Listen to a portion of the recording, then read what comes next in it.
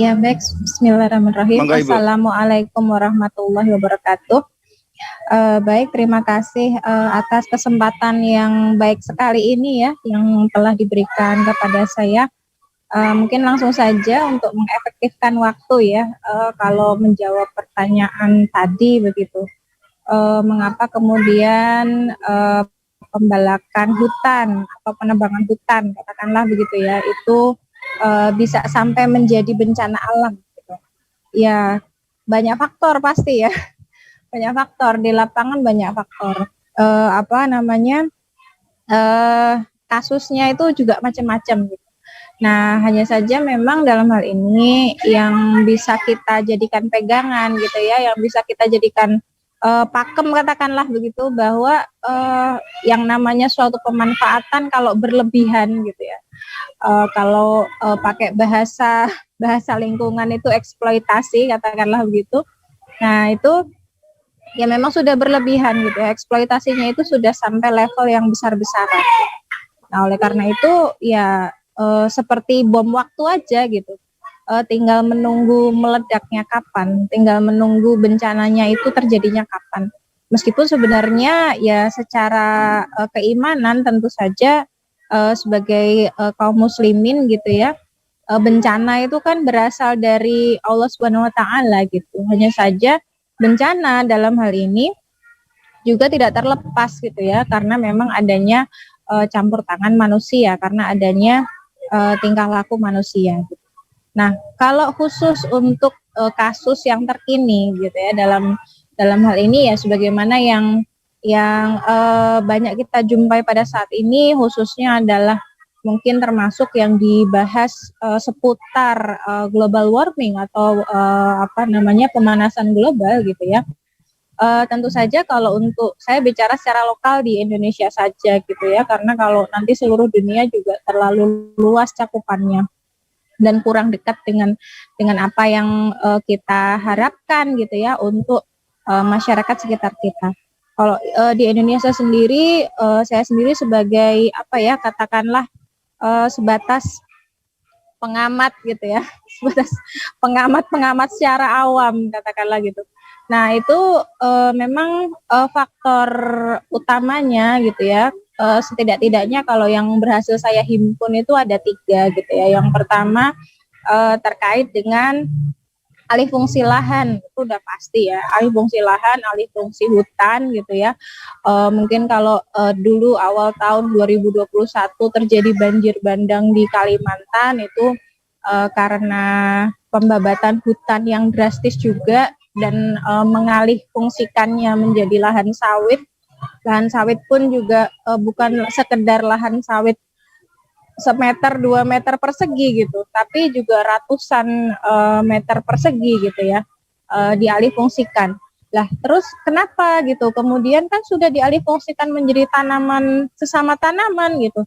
Ya tentu saya tidak bisa dipandang begitu. Ya tanaman itu kan fungsinya juga secara ekologis berbeda-beda ya, tiap jenis tanaman. Yang namanya tanaman hutan gitu ya, apalagi khususnya adalah yang berasal dari hutan primer atau hutan yang masih perawan gitu ya. Nah, itu kan fungsinya sangat berbeda sekali gitu ya dengan tanaman yang sudah dialih fungsikan, meskipun itu masih sama-sama hutan gitu kan. Itu yang pertama. Nah, kemudian yang kedua terkait dengan adanya infrastruktur ya, infrastruktur, jor-joran pembangunan jalan tol, pembangunan bandara gitu ya. Mungkin kalau di Jawa Barat kita tahu ada proyek kereta cepat gitu ya. Kalau di Jawa Timur di dekat rumah saya, dekat tempat tinggal saya, ada tol Kediri Kertosono gitu ya. Dan ada calon bandara Kediri juga gitu ya, seperti itu. Nah, ini kan juga menjadi faktor ya, bahwa alih fungsi lahan itu sesuatu yang tidak bisa kita hindari gitu ya, dengan menjadikannya, dengan menggantinya menjadi infrastruktur itu tadi gitu ya. Nah, artinya apa? Artinya lahan gitu ya, itu produktivitasnya mau tidak mau berkurang. Jadi penggantian jenis tanaman, penggantian fungsi lahan gitu ya, itu sudah pasti menjadikan fungsinya pun berubah, menjadikan produktivitasnya pun berubah. Kalaupun misalnya katakanlah gitu ya, ternyata proyek infrastruktur itu ada yang mangkrak, katakanlah misalnya. Kemudian ya udah kita ini lagi, kita ganti lagi menjadi lahan untuk ditanami lagi. Nah itu tidak akan bisa seperti semula gitu ya dari sisi produktivitasnya. Nah, karena itu kalau misalnya kita mau meninjau gitu ya betapa para aktivis atau para pemodal itu, para kapitalis itu begitu kebingungan gitu ya dengan dampak jangka panjang akibat ulah tangan mereka juga pasca revolusi industri gitu ya, atau selama revolusi industri yang kian hari juga kian canggih gitu ya. Nah ini perlu gitu ya. Saya pikir ada suatu komparasi alternatif sistem gitu yang kemudian di sini untuk melihat problematika ini dari berbagai sisi gitu ya, dari sisi yang berbeda sehingga memang solusi itu bisa diperoleh secara tuntas hingga ke akarnya, tidak hanya solusi pragmatis lagi. Iya, mungkin itu kurang lebihnya.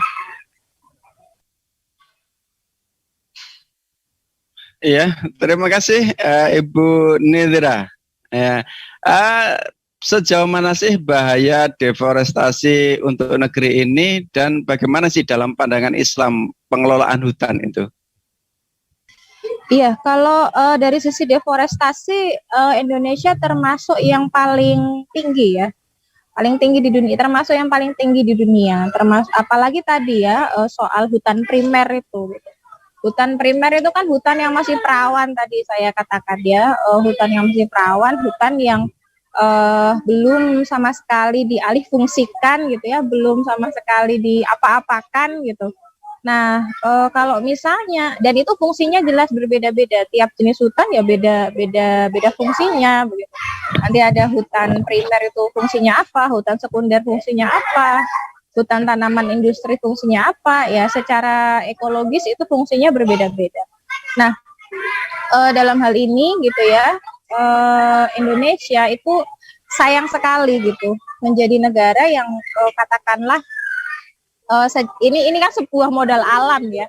Kalau dulu kita kenal Indonesia itu sebagai paru-paru dunia, sekarang ya paru-paru itu sudah ngos-ngosan gitu, sudah ngap gitu ya, sudah ngap-ngapan, sudah tidak sehat lagi gitu ya paru-parunya gitu kan seperti itu.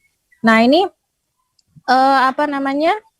memang kalau misalnya kita tidak bijak gitu ya, tidak memberikan suatu kebijakan yang bagaimana sebenarnya memetakan lahan gitu ya supaya fungsi ekologisnya itu tetap terjaga, tapi kita juga tetap bisa mengambil manfaatnya gitu ya. Nah ini akan mengalami kerugian besar gitu ya, akan terjadi defisit ekologi yang sangat besar gitu.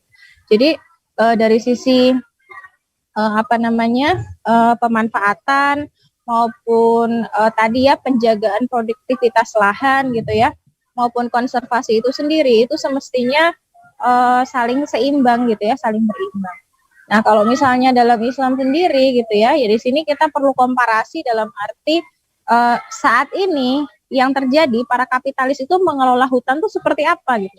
Ya tadi gitu ya, mereka mengelola hutan dengan jor-joran gitu ya, tanpa memperhatikan fungsi ekologisnya. Bahkan ya tadi sedikit contoh di dekat tempat tinggal saya gitu ya, tol Kediri Kertosono, tol Kediri Tulungagung itu gitu. Itu aja kasus AMDAL itu juga ini cukup alot gitu.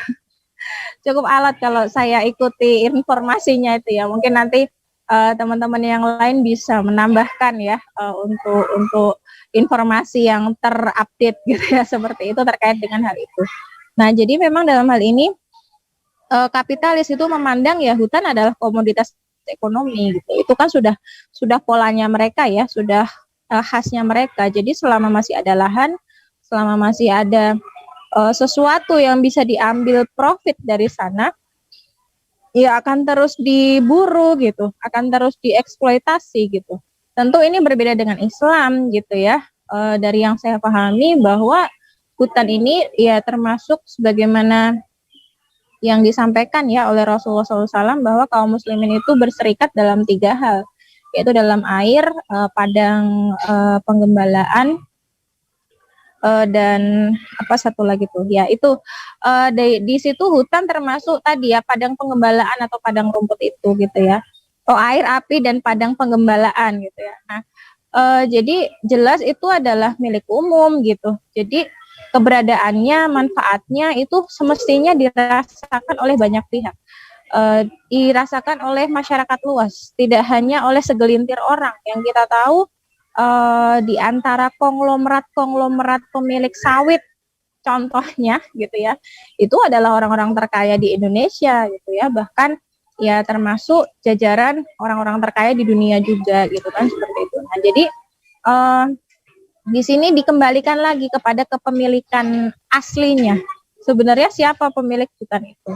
Bahkan negara juga bukan sebagai pemiliknya. Negara di sini hanya berperan sebagai wakil gitu ya dari masyarakat luas untuk mengelola gitu ya hutan tersebut untuk kemudian bisa mengeksplorasi, mengekstraksi gitu ya fungsi hutan tersebut sehingga bisa dirasakan oleh masyarakat luas. Nah, semestinya tuh seperti itu sehingga kita tadi gitu menemukan solusi itu dari akarnya.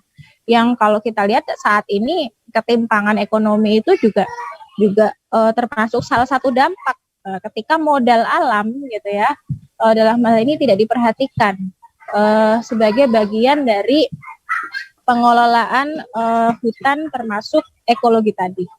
Ya, demikian.